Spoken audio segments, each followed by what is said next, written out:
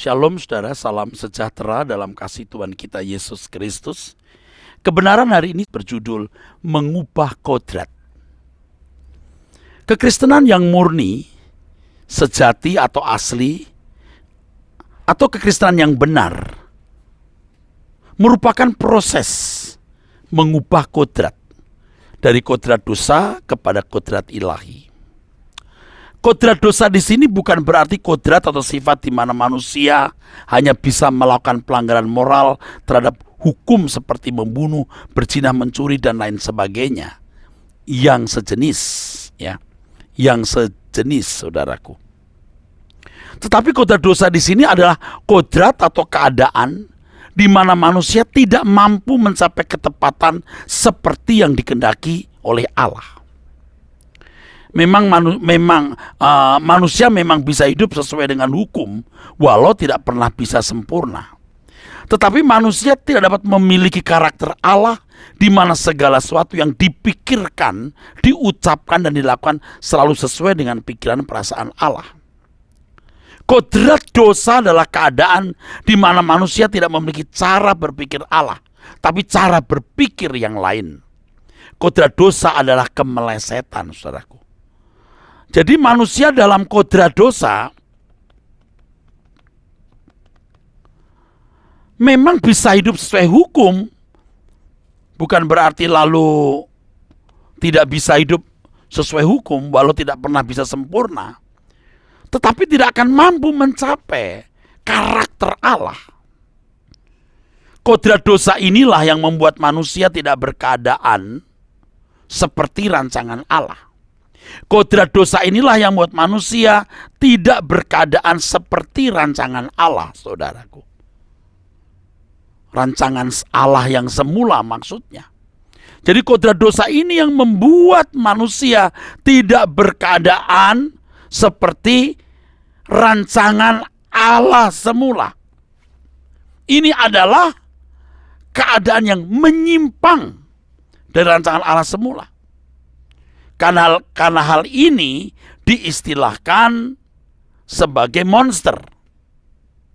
Karena hal ini, maka keadaan manusia diistilahkan sebagai monster. Kekristenan tidak bermaksud untuk mendidik monster dari monster jahat menjadi monster baik, atau anak manusia dari masa kanak-kanak hanya dididik budi pekertinya untuk menjadi monster yang baik. Proyeksi kekristenan harus jelas, bukan hanya menjadikan manusia bermoral atau berakhlak baik, tetapi menjadikan manusia sempurna seperti Allah sendiri. Menjadikan manusia sempurna seperti Allah sendiri. Karena memang rancangan Allah semula, manusia diciptakan menurut gambar dan rupa Allah, saudaraku.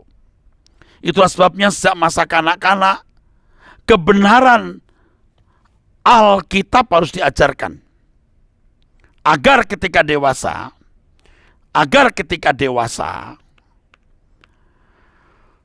mereka sudah mendalam mengerti firman dan mereka mudah mengerti. Jika terus mendapatkan kebenaran lanjutan. Saya ulangi, itulah sebabnya sejak masa kanak-kanak, kebenaran Alkitab harus diajarkan, agar ketika sudah dewasa, kebenaran Alkitab yang lebih mendalam dapat diajarkan atau diterima oleh mereka.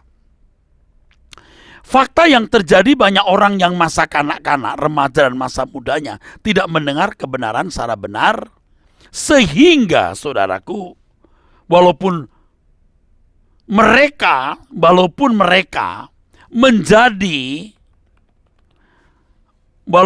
menjadi manusia yang baik, tapi mereka tidak diubah, tidak berubah menjadi manusia Allah yang berkodrat ilahi. Jadi karena dari masa kanak-kanak, remaja, masa mudanya tidak mendengar kebenaran secara benar, tidak mendengar kebenaran yang murni maksudnya, tidak mendengarkan kebenaran yang murni, sehingga walaupun mereka menjadi manusia yang baik, menurut kacamata umum, tetapi mereka tidak pernah menjadi manusia Allah dalam standar kesucian Tuhan yang berkodrat ilahi. Kekristenan bermaksud membunuh, bermaksud mematikan monster sebaik apapun yang dimiliki manusia dan menggantikannya dengan kehidupan anak Allah. Ini sama artinya dengan mengubah kodrat dosa menjadi kodrat ilahi. Dalam hal ini memang pendidikan budi pekerti sangat dibutuhkan, tetapi tidak cukup. Budi pekerti mengajarkan moral yang baik belumlah dapat mengubah kodrat dosa menjadi kodrat ilahi. Budi pekerti harus dibangun dari kebenaran Allah yang ditulis dalam Alkitab, yang memuat kebenaran, bukan hanya ajaran mengenai apa yang baik dan apa yang jahat. Budi pekerti yang baik pada umumnya dilatih melalui pemahaman apa yang baik dan jahat. Tetapi kesempurnaan cara berpikir Allah dibangun dari kebenaran. Pada umumnya agama mengajarkan hal ini, apa yang baik dan jahat. Ini membangun cara berpikir yang kurang atau tidak cerdas jika ditinjau dari kesucian Allah. Jika ditinjau dari kesucian Allah.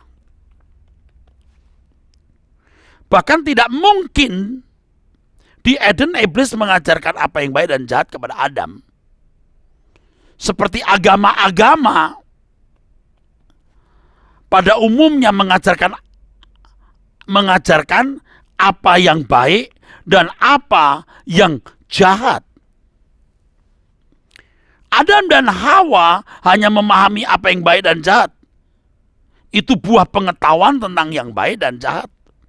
Tetapi mereka tidak belajar kebenaran dari Allah yang digambarkan sebagai pohon kehidupan. Secara moral umum yang ditawarkan ular kepada Adam dan Hawa sesuatu yang baik. Dari hal tersebut dapat terbangun cara berpikir tertentu, yaitu cara berpikir manusia, tapi bukan cara berpikir Allah. Bisa dimengerti kalau kemudian pikiran Adam dan Hawa menjadi rusak, sehingga tidak mampu mengerti pikiran dan perasaan Allah. Keadaan rusak ini digambarkan secara figuratif, yaitu perasaan yang tadinya tidak malu dalam ketelanjangan, kemudian menjadi malu. Ini perubahan cara berpikir. Tuntunan untuk mengerti apa yang baik dan jahat bisa membuat manusia menjadi baik.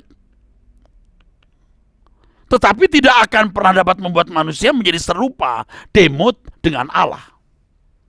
Justru pola seperti ini merusak rencana Allah untuk menjadikan manusia serupa dengan Allah. Dengan hanya belajar mengenai apa yang baik dan jahat, manusia diparkir pada level kecerdasan moral tertentu, tapi bukan pada rencana Allah semula, yaitu menjadikan manusia segambar dan serupa dengan Allah, yang dapat sepikiran dan seperasaan dengan Allah. Pengetahuan baik dan jahat justru merusak maksud Tuhan membangun kodrat ilahi dalam kehidupan manusia.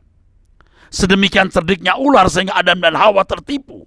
Tentu Adam dan Hawa berpikir, saudaraku sekalian, bahwa apa yang diterima dari ular suatu yang baik. Adam dan Hawa berpikir bahwa apa yang dipahami dari sumber pohon itu adalah baik. Dalam Kejadian 3:6 dikatakan memberi pengertian. Tapi ternyata manusia menjadi meleset. Dalam hal ini perlu direnungkan bahwa untuk membedakan hitam putih sangatlah mudah, tapi antara putih dan abu-abu sulit. Ular menawarkan abu-abu sehingga Adam dan Hawa tertipu. Itulah sebabnya manusia gagal memiliki cara berpikir Allah, tidak bisa membedakan apa yang baik, yang berkenan dan yang sempurna. Sola Gracia.